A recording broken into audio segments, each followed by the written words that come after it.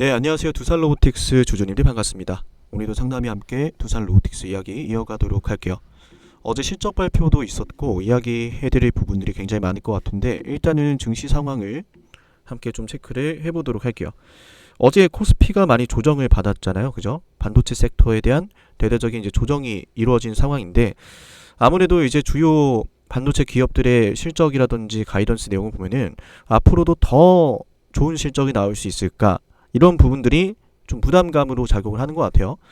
특히나 이제 뭐 엔비디아라든지 뭐 대표적인 뭐 삼성전자, SK 하이닉스 이런 부분들은 지금 엔비디아나 여러 이제 인공지능 반도체 기업들이 몇 년 동안 벌 수 있는 실적을 선반영을 해서 증시를 끌어올렸다 이런 의견들이 있기 때문에 벌써부터 이런 상황에서 부담감을 느끼고 또 증시가 하락을 하다 보면 또 매도에 동참을 하는 투자자들이 굉장히 많기 때문에 증시 자체가 이런 식으로 좀 조정을 받고 있었다.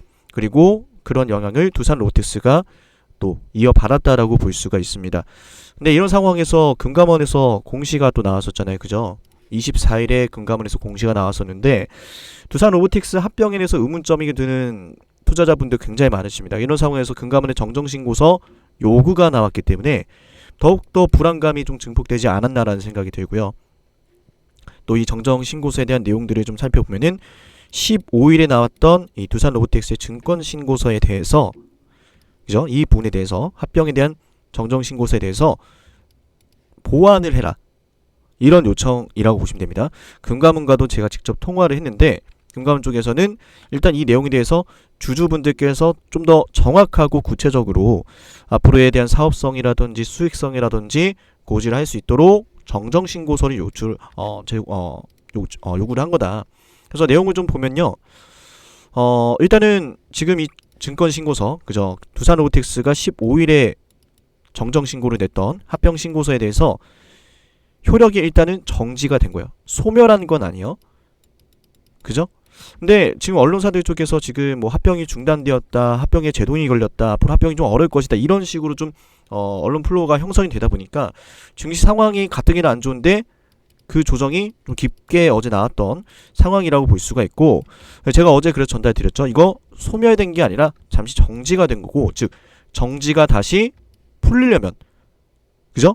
정지라는 건 다시 어떤 효과가, 그죠?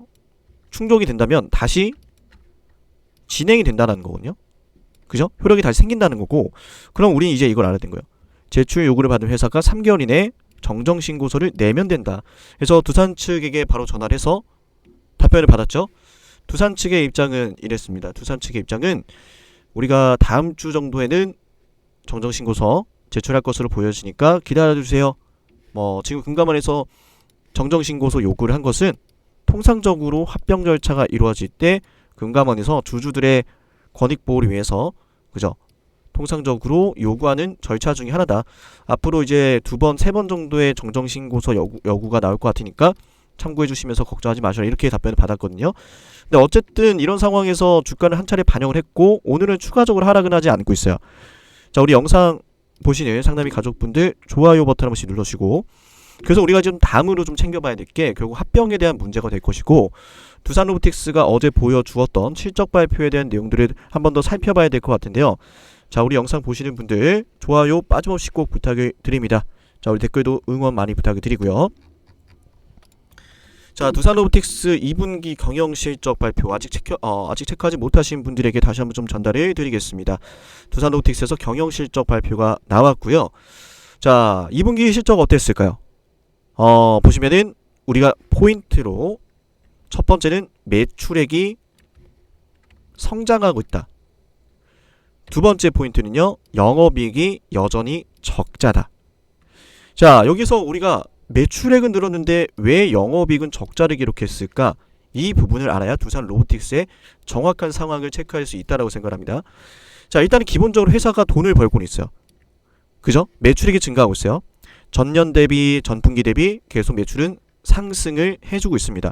즉 회사가 돈을 벌어오는 규모가 점점 커지고 있다라는 거예요. 이 부분 좀 자세히 보시면요, 고금리가 지속되고 중동 전쟁에도 불구하고 유럽의 경기가 회복세가 좀 지연되고 있음에도 지금 우리 두산 로보틱스는 전년 동기 대비 매출 10% 성장을 했습니다. 그죠?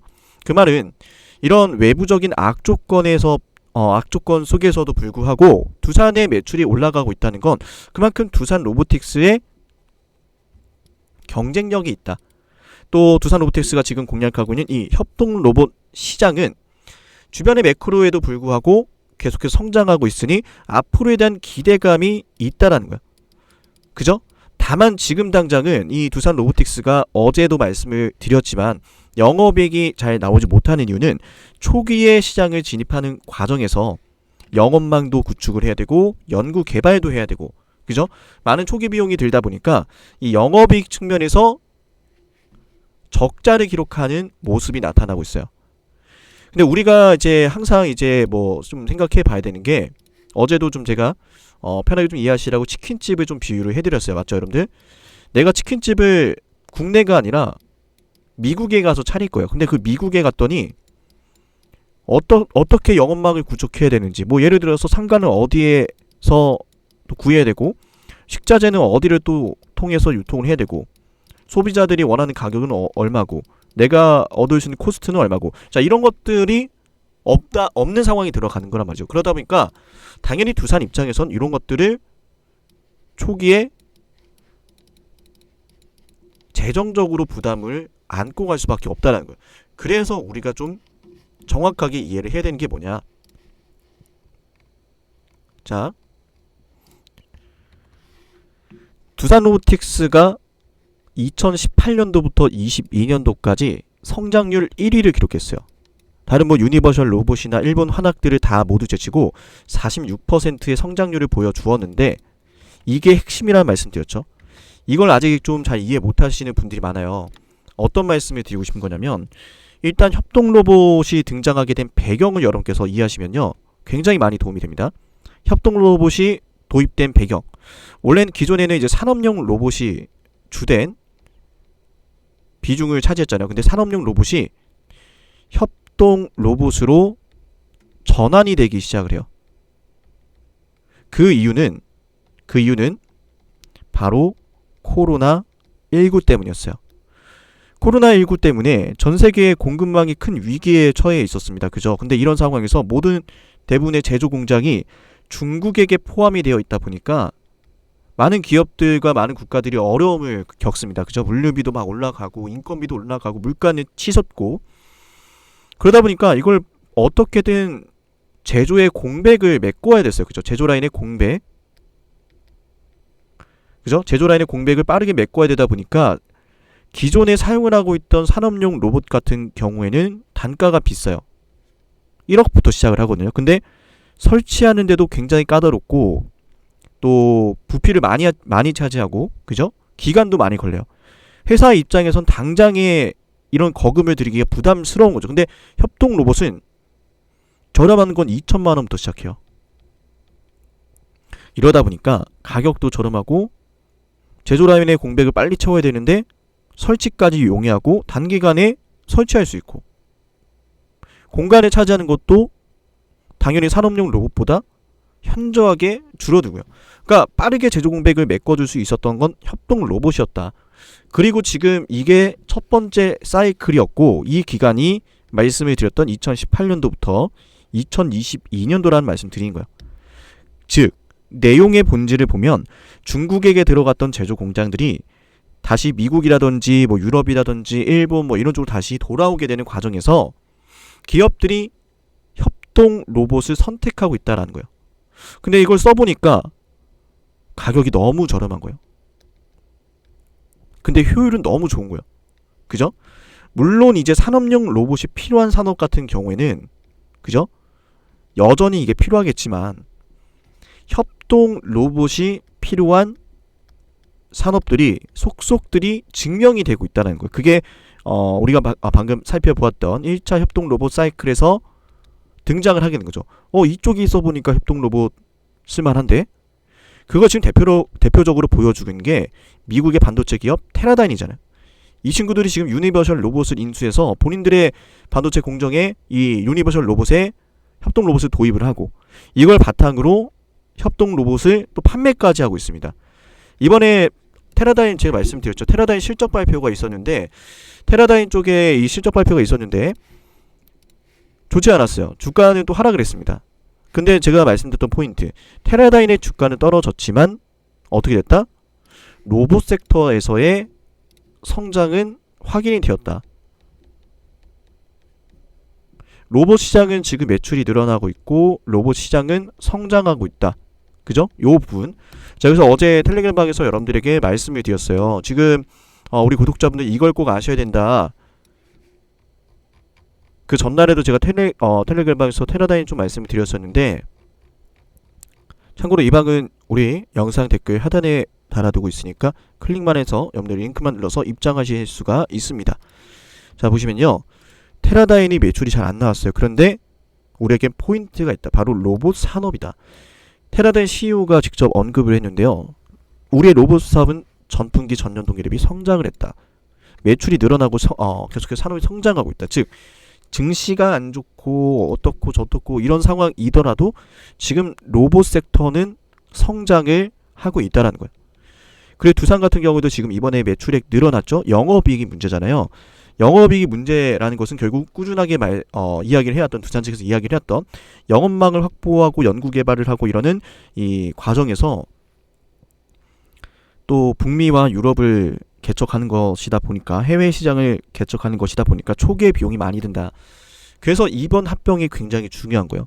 지금 시장은, 많은 투자자들은 인공지능이 일단 엔비디아를 통해서 신호탄을 한번 쏴줬고, 어쨌든 인공지능을 주축으로 해서 많은 산업들이 크게 변화를 할 거거든요. 경기가 전반적으로 많이 인공지능을 토대로 바뀔 거라 보고, 그럼 섹터의 변화도 분명히 있을 거예요. 더 이상 인공지능에만 집중하는 게 아니라 인공지능을 통해 수혜를 얻게 되고 큰 변화를 맞이하게 되는 섹터가 다음을 주도하게 될 거예요. 이건 분명하다고 저는 생각하고, 당연히 여기에서 이어질 수 있는 부분은 로봇인데, 제가 말씀드렸지만 이 협동 로봇 시장은 1차적인 그 배경이 코로나19에 있었고, 이번 2차적인 배경은 당연히 지금 미국에서 뭐 해리스든 뭐 트럼프든 당선이 됐을 경우에 중국을 규제하는 것은 변함이 없거든요.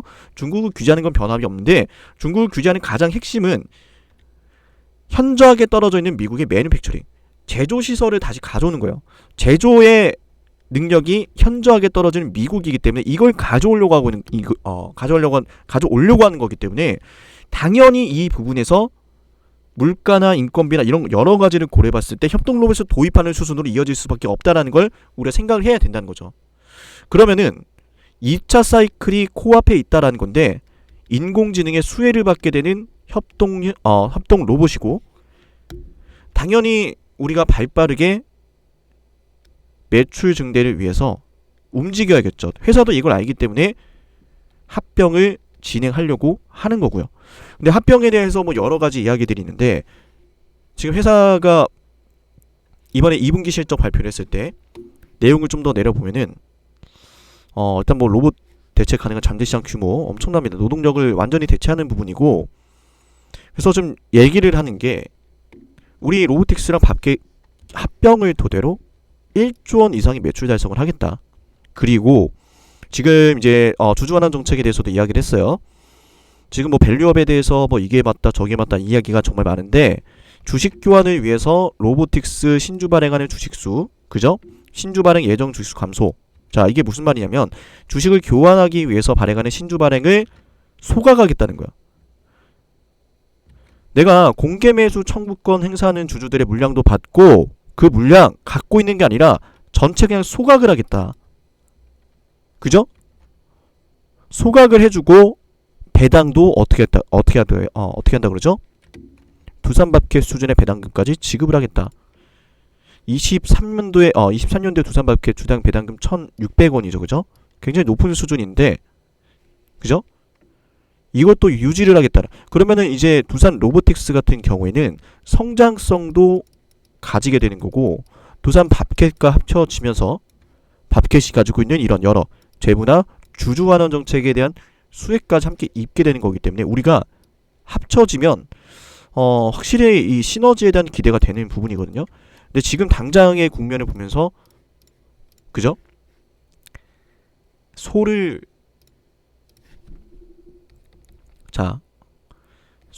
작은 것을 잃는 것을 두려워하고 큰 것을 얻을 수 있는데 이걸 놓친다는 거예요. 그죠? 작은 걸 잃을 것에 대해서 너무 두려워해서 큰 거를 놓치면 안 된다는 거예요. 그래서 여러분들이 말씀드리는 게, 이번 합병은 물론 속상하신 주주분들이 있을 거라 생각을 해요. 그죠? 근데 어쨌거나 이 합병은 우리가 어떻게 돼요? 지금 당장 뭐 내가 대주주가 아니다. 막을 수가 없어요. 좀 여론이 그래서 여론전이 심상치가 않은 거죠. 그죠? 근데 어쨌든 이런 상황에서 합병이 되고 내가 두산 로보틱스 주식을 받아야 된다면 로보틱스에 대해서 이러한 부분들이 여러분들 좀 알고 가시면서 그죠? 그리고 우리 로보틱스 주주님들 우리 상담의 가족분들께서는 결국 합병이 돼서 이런 것들을 얻어갈 수 있구나. 너무 좋은 상황이구나. 이렇게 좀 관점을 보시면 좋을 것 같습니다. 오늘 뭐 오전장 지금 이제 도치캔들이 나타나고 있는데 어제만 하더라도 분위기 매우 안 좋았지만 어제 나왔던 하락이 당일 추가로 이런 음봉으로 반영된 게 아니라 도치캔들, 십자형 캔들 즉 매수세와 매도세가 충돌을 하면서 지금 이 자리에서 가격적인 안정적인 도모를 하고 있기 때문에 지금 합병이 무산된 것도 아니고 회사가 정정신고서를 제출하면은 주가가 추세를 돌릴 가능성도 우리가 열어두면서 차분하게 보시면 될 것 같습니다. 오전 두산 로보틱스 방송 여기서 마치고요. 오후에 다시 뵙도록 하겠습니다. 감사합니다.